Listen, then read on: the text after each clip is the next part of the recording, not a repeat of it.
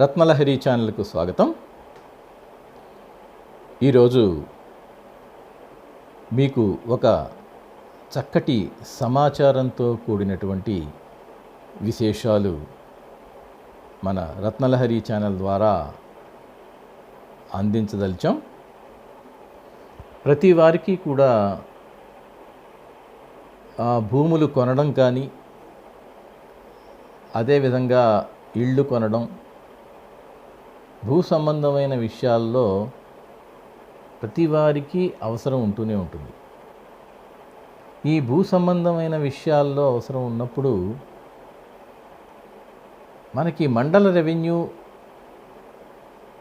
ఆఫీసులో భూ సంబంధ విషయాలకు సంబంధించి ఏ విధమైన రికార్డులు ఉంటాయి, ఆ రికార్డుల్లో ఏ విధమైన పదజాలాన్ని వాళ్ళు వాడతారు, వాటి అర్థం ఏమిటి అన్నది తెలుసుకోవాల్సిన అవసరం ఎంతైనా ఉంది. ఎందుకంటే ఇప్పటికీ కూడా మన రెవెన్యూ రికార్డుల్లో ఎప్పుడో బ్రిటిష్ నాటి టైములో ఉన్నటువంటి పదజాలాన్ని మనం ఇంకా వాడుతున్నాం. అదే ఇప్పటికీ కంటిన్యూ అవుతోంది.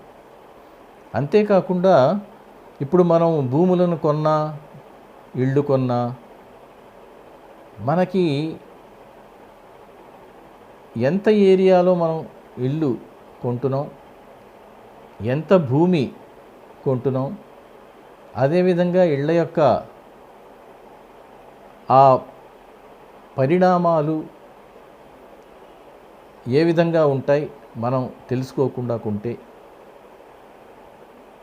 ఆ మెజర్మెంట్స్ అన్నీ కూడా ఏ విధంగా ఉన్నాయి అన్నది మనకి ఈరోజు తెలియచెప్పడానికి నేను మీ ముందుకు వచ్చాను. ఈ విషయాలన్నీ కూడా శేఖర్ గారు, ఈయన న్యాయవాదిగా పనిచేస్తున్నారు. శేఖర్ గారు మనకి రత్నలహరి ఛానల్కి పంపించడం జరిగింది. ఆ విషయాలను ఇప్పుడు నేను మీ ముందు ఉంచబోతున్నాను. మీకు ఏ విధమైన విషయం తెలుసుకోవాలన్నా ముందు ఈ కార్యక్రమాన్ని, ఈ వీడియోని చక్కగా మీరు సేవ్ చేసుకుని ఎప్పుడు కావాలంటే అప్పుడు మీకున్న సందేహాలను తీర్చుకోవచ్చు. సో ఈరోజు నేను మీ ముందుకు తెచ్చే విషయాల్లో మొట్టమొదటగా భూ సంబంధమైన విషయాల్లో గ్రామకంఠం అన్న ఒక పదం ఉంటుంది. ఈ గ్రామకంఠం అన్న పదం ఏంటంటే, ఆ గ్రామంలో నివసించేందుకు కేటాయించిన భూమిని గ్రామకంఠం అని పిలుస్తారు. ఇది గ్రామానికి చెందిన ఉమ్మడి స్థలం. ఇందులో ప్రభుత్వ సమావేశాలు, సభలు కూడా ఏర్పాటు చేసుకోవచ్చు. గ్రామకంఠం భూ వివరాలన్నీ కూడా పంచాయతీ రికార్డుల్లో ఉంటాయి. అదేవిధంగా అసైన్డ్ భూమి అంటే ఏంటి? భూమి లేని నిరుపేదలు సాగు చేసుకునేందుకు, ఇండ్లు నిర్మించుకునేందుకు ప్రభుత్వం మంజూరు చేసిన భూమి ఈ అసైన్డ్ భూమి. దీనిని వారసత్వ సంపదగా అనుభవించాల్సిందే తప్ప వాటిని ఇతరులకు లీజుకి ఇవ్వడం కానీ, అమ్మడం కానీ, బదలాయించడం కానీ ఇటువంటివి చేయకూడదు. అదేవిధంగా ఆయకట్టు అనే పదానికి అర్థం ఏంటి? ఒక నీటి వనరు కింద సాగయ్యే భూమి మొత్తం విస్తీర్ణాన్ని ఆయకట్టు అంటారు. అదేవిధంగా బంజరు భూమి లేదా బంచరామి అంటే ఏంటి? గ్రామం, మండల పరిధిలో ఖాళీగా ఉండి ప్రజా అవసరాల కోసం ప్రభుత్వం నిర్దేశించిన భూమిని బంజరు భూమి అంటాం. దీన్ని రెవెన్యూ రికార్డుల్లో ప్రత్యేక గుర్తులతో సూచిస్తారు. అదేవిధంగా అగ్రహారం అంటే ఏంటి? పూర్వం ఈ బ్రాహ్మణులకు ఒక గ్రామాన్ని కానీ, గ్రామంలో కొంత భాగాన్ని కానీ దానం కింద, అంటే ఈనాం కింద ప్రభుత్వం ఇవ్వడం జరిగేది. ఆ విధమైన గ్రామం కానీ, గ్రామంలో భాగాన్ని కానీ అగ్రహారం అని పిలవడం జరిగేదన్నమాట. అదేవిధంగా దేవళీనాం అంటే ఏంటి? దేవళీనాం అంటే ప్రభుత్వం దేవాలయాలకి వనరుల గురించి కొంత భూమిని పూజారుల పేరు మీద కానీ లేక దేవాలయం పేరు మీద కానీ ఇవ్వడం జరుగుతుంది. దాన్నే దేవళీనాం అని అంటారు. తర్వాత అత్యంత ముఖ్యమైనది, ఇది అందరికీ వినబడే పేరు, కానీ దాని వివరాలు ఎంతమందికి తెలుసో మనం చూద్దాం. ఇప్పుడు చెప్పేది ఏంటంటే అడంగల్ అంటే పహాణి అని కూడా అంటారు. ఈ అడంగల్ అన్నది ఏమిటి? గ్రామంలోని సాగు భూముల వివరాలు నమోదు చేసే రిజిస్టర్ని అడంగల్ అంటారు. ఇది చాలా ఇంపార్టెంట్ రిజిస్టర్. ఇది పహాణి అని కూడా అంటాం. ఆంధ్ర ప్రాంతంలో అడంగల్ అని, తెలంగాణ ప్రాంతంలో పహాణి అని అంటాం అన్నమాట. భూమికి సంబంధించిన చరిత్ర మొత్తం ఇందులో ఉంటుంది. భూముల కొనుగోలు, అమ్మకాలు, సాగు చేస్తున్న పంట వివరాలు ఎప్పటికప్పుడు ఇందులో నమోదు చేయడం జరుగుతుంది. అదేవిధంగా తరి అంటే ఏంటి? తరి అంటే సాగు భూమి. అదేవిధంగా కుష్కి అంటే మెట్ట ప్రాంతం, ఎత్తుగా ఉన్న ప్రాంతం అన్నమాట కుష్కి. గెట్టు అంటే పొలం హద్దుని గెట్టు అంటాం. కౌలుదారు అంటే భూమిని కౌలుకి తీసుకునే వారిని కౌలుదారు అని పిలుస్తాం. కమతం అంటే భూమి విస్తీర్ణం. అదే ఇలాకా అన్న పదం అంటే ఏంటంటే ప్రాంతం. ఇలాకా అంటే ప్రాంతం.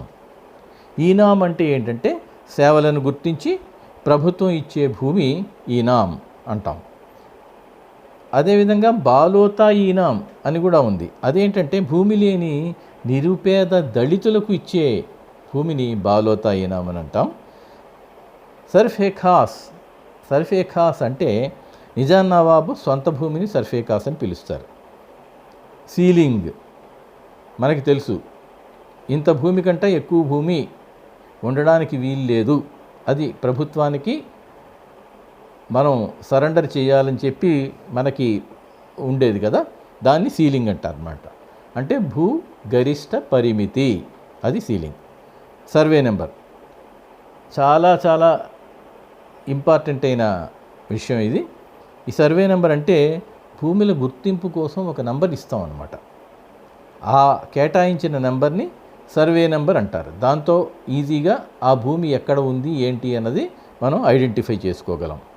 తర్వాత నక్ష అంటే ఇప్పుడు ఈ సర్వే నెంబర్లతో భూమికి మనం కేటాయింపులు చేస్తాం కదా, అవన్నీ ఒక కాగితం మీద ఒక డ్రాయింగ్ రూపంలో పెడితే అది నక్ష అవుతుందన్నమాట. భూముల వివరాలు తెలిపే అది ఒక చిత్రపటం.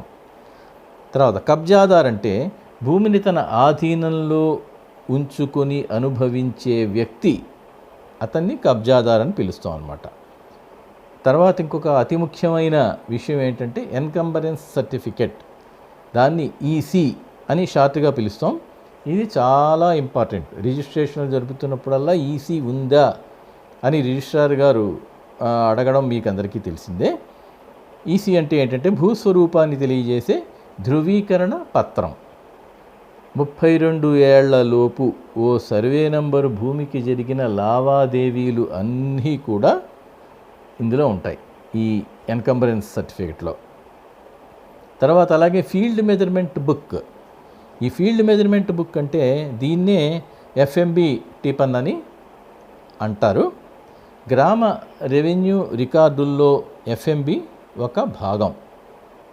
ఇందులో గ్రామంలోని అన్ని సర్వే నంబర్లు, పట్టాలు, కొలతలు అన్నీ ఉంటాయి. బందోబస్తు అంటే ఏంటి? వ్యవసాయ భూములను సర్వే చేసి వర్గీకరణ చేయడాన్ని బందోబస్తు అంటారన్నమాట. అదేవిధంగా బీమెమో అని ఒక పదం ఉంది. దాని అర్థం ఏంటంటే ప్రభుత్వ భూమిని ఆక్రమించుకొని సాగు చేసుకుంటున్న వ్యక్తి శిస్తు జరిమానా చెల్లించాలని ఆదేశించే ఒక నోటీస్ ఉంటుంది. దాన్ని బీమెమో నోటీసుగా పిలుస్తాం అన్నమాట. పోరంబోకు అన్న పదం మీకు తెలిసే ఉంటుంది.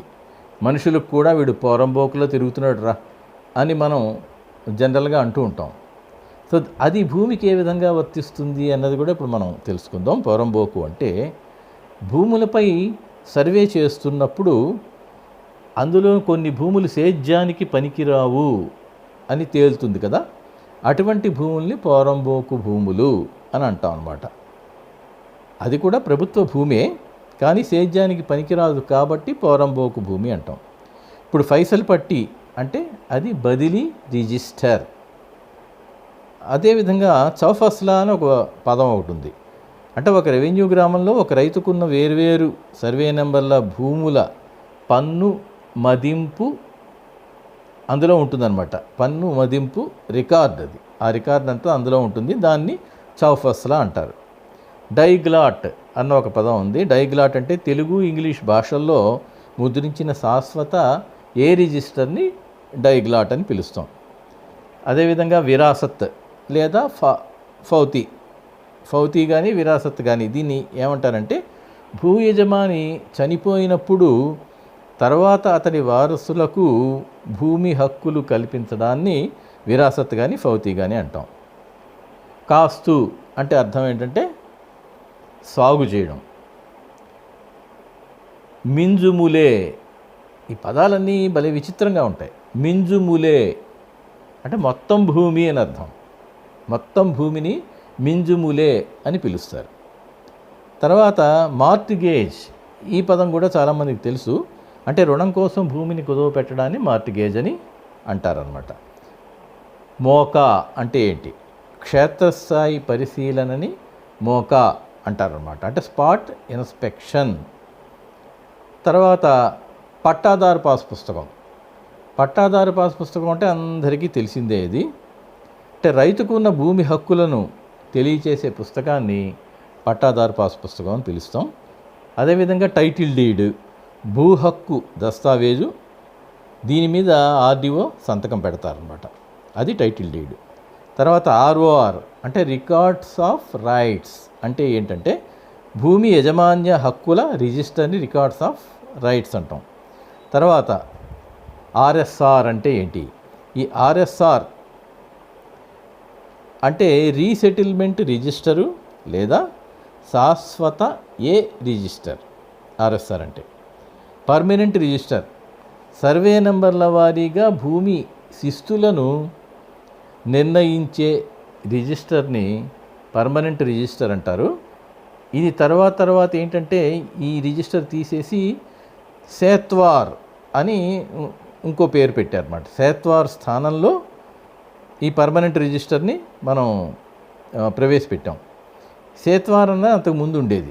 సేత్వార్ అంటే ఏంటంటే రెవెన్యూ గ్రామాల వారీగా మొదటిసారి చేసిన భూమి సర్వే వివరాలు, పట్టాదారుల వివరాలు తెలిపే రిజిస్టర్. ఇది 1953 వరకు ఈ సేత్వార్ నడిచింది. దాని తర్వాత ఖాస్రా పహాణి పర్మనెంట్ రిజిస్టర్ అని ఇందాక అన్నాం కదా, ఇది ఒకటే అందుబాటులోకి వచ్చిందనమాట. అదేవిధంగా సాదా బైనామా, భూ క్రయ విక్రయాలకు సంబంధించి తెల్ల కాగితం మీద రాసుకునే ఒక ఒప్పంద పత్రాన్ని సాదా బైనామా అంటాం. ఇంక దస్తావేజ్ అంటే ఏంటో మనకు తెలుసు. భూముల కొనుగోళ్ళు, అమ్మకాలు, కౌలుకి ఇవ్వడం లాంటి ఇతరత్ర లావాదేవీలన్నీ తెలియజేసే పత్రం దస్తావేజు. తర్వాత ఎకరం అన్న ఒక పేరుంది, అది అందరికీ తెలుసు. ఈ ఎకరం అంటే ఏంటంటే ఆ భూమి విస్తీర్ణాన్ని కొలిచే ఒక కొలమానం అన్నమాట. అది ఎకరం అంటే ఇన్ని ఎకరాలు నాకుంది అంటే ఇంత ఏరియా భూమి నాకు ఉంది అని అర్థం. ఈ ఎకరం అంటే ఏంటంటే 4840 చదరపు గజాల స్థలం ఒక ఎకరం. లేకపోతే 100 సెంట్లు ఒక ఎకరం. లేకపోతే 40 గుంటలు ఒక ఎకరం. సో ఎన్ని పేర్లు ఉన్నాయి? సెంటు, గుంట. అంటే సెంటు అన్నది మనం ఆంధ్రప్రదేశ్లో సెంటు అన్నది వాడతారు, గుంట అన్నది తెలంగాణలో వాడతారు. అంటే ఎకరానికి 100 సెంట్లు 40 గుంటలు. అంటే ఒక గుంట అంటే 2.5 సెంట్లు కింద మనకి తెలుస్తుందన్నమాట. ఒక గుంటకి 121 గజాలు ఉంటుంది. 1 సెంటుకి 48.4 గజాలు. ఇందాక ఇచ్చిన లెక్కల ప్రకారం ఇది మనం క్యాలిక్యులేట్ చేసుకోవచ్చు. దీన్ని ఎకరం అంటాం అన్నమాట. తర్వాత అలాగే అబి అంటే ఏంటి? అబి అంటే వానాకాలం పంటని అబి అంటాం. ఆబాది అని ఒక పేరుంది. గ్రామకంఠంలోని గృహాలు లేదా నివాస స్థలాల్ని ఆబాది అంటారు. అసైన్మెంట్ అంటే ఏంటంటే ప్రత్యేకంగా కేటాయించిన భూమి అని అర్థం. అదేవిధంగా శిఖం, ఇది ఇంపార్టెంటే. చెరువు నీటి నిల్వ ఉండే ఏరియా విస్తీర్ణం, దాన్ని శిఖం అంటాం అన్నమాట. తర్వాత బేవార్స్ అన్న ఒక పదం ఉంది. జనరల్గా మనం వింటాం, బేవార్స్ అన్నది మనుషులకు కూడా మనం అది వాడుతూ ఉంటాం. సో భూమికి సంబంధించి బేవార్స్ అంటే ఏంటంటే హక్కుదారు ఎవరో కనుక తెలియపోతే దాన్ని బేవార్స్ భూమి అని అంటారు. బేవార్స్ భూమి అంటే దాని హక్కుదారు ఎవరో ఎవరికి తెలియదు. తర్వాత అలాగే దోఫసల్. దోఫసల్ అంటే 2 పంటలు పండే చక్కటి భూమి అనమాట అది. దాన్ని దోఫసల్ అని అంటాం. ఫస్లీ అంటే ఒక పీరియడ్ అనమాట. అంటే ఎప్పటి నుంచి? జూలై 1 నుంచి 12 నెలల కాలాన్ని ఫస్లీ అంటాం, జూలై 1 నుంచి. నాలా అంటే వ్యవసాయేతర భూమి, దాన్ని నాలా అని అంటారు. ఇస్తీఫా భూమి అంటే పట్టాదారు స్వచ్ఛంగా ప్రభుత్వానికి ఇచ్చే భూమి అన్నమాట. అంటే ప్రభుత్వ పరం చేసేస్తాడు, ఆ భూమిని ఇస్తీఫా అంటాం, ఇస్తీఫా భూమి. ఈనాం దస్తర్దాన్ అంటే పొగడ్తలకు మెచ్చి ఇచ్చే భూమిని ఈనాం దస్తర్దాన్ అని పిలుస్తారు. అదేవిధంగా ఖాస్రా పహానీ అని ఒక పదం ఉంది. అంటే ఉమ్మడి కుటుంబంలో ఒక వ్యక్తి పేరు మీద ఉన్న భూ రికార్డులను మార్పు చేస్తూ భూమి పట్టా కల్పించిన పహాణీని ఖాస్రా పహాణీ అంటారు. అదేవిధంగా గైరాన్ అన్న ఒక పదం ఉంది. అంటే సామాజిక పోరంబోకు అని అర్థం అనమాట అది. తర్వాత ఏక్రార్నామా అన్న ఒక పదం ఉంది. అది ఒక పత్రం అనమాట. అంటే ఇరు గ్రామాల పెద్దల నుండి సర్వేయర్ తీసుకునే గ్రామాల ఒప్పందం. సర్వేయరు 2 గ్రామాల పెద్దల నుంచి తీసుకునే పత్రాన్ని ఇక్రార్నామా అంటాం. మనం ఇప్పటివరకు ఈ పదాలు, వాటి అర్థాలు తెలుసుకున్నాం. అదేవిధంగా ఇప్పుడు మనం ఈ భూములు కొనుగోలు చేసినప్పుడు వాటికి డిఫరెంట్ మెజర్మెంట్స్ ఉంటాయి, వేరు కొలతలు ఉంటాయి. సో ఆ కొలతలకి ఏ విధంగా మనం అర్థం చేసుకోవాలి అన్నదానికి కూడా ఒక చిన్న వివరాలు ఇక్కడ నేను తెలియజేస్తాను. ముందు ఎకరం అని ఇందాక చెప్పాను. ఎకరం అంటే 40 గుంటలు కానీ 100 సెంట్లు కానీ, అంటే ఒక ఎకరానికి 4840 చదరపు గజాలు ఒక ఎకరానికి. ఒక గుంటకి 121 చదరపు గజాలు, అంటే 1089 చదరపు అడుగులు. ఒక స్క్వేర్ యార్డ్ అంటే 9 చదరపు ఫీట్లు, 9. ఒక సెంటుకి 48.4 స్క్వేర్ యార్డ్స్, చదరపు గజాలు. అదేవిధంగా 435.6 చదరపు అడుగులు. మనం ఎప్పుడు మనకి ఏదన్నా కొనాలనుకున్నా లేకపోతే ఏ విధమైన సందేహం వచ్చినా ఒకసారి ఈ వీడియోని కనుక మనం సేవ్ చేసుకుని మళ్ళా ఎప్పుడు అవసరమైతే అప్పుడు వింటుంటే మనకి విషయాలన్నీ కూడా మనకి తెలుస్తూ ఉంటాయి. చక్కటి వివరాలతో ఈ వీడియోని రూపొందించడం జరిగింది. ఇది అందరికీ, సామాన్య ప్రజలకి, తెలియని వారికి కూడా ఎప్పుడు కావాలంటే అప్పుడు తెలుసుకునే సౌలభ్యం ఉంది. మనకి చట్టాల మీద కనీస అవగాహన రావడానికి ఈ వీడియో మేము తయారు చేయడం జరిగింది. ఇందులో పోస్ట్ చేయబడిన సమాచారం మీకు కనుక నచ్చినట్లయితే అవసరమైన వారితో ఈ సమాచారాన్ని మీరు పంచుకోండి.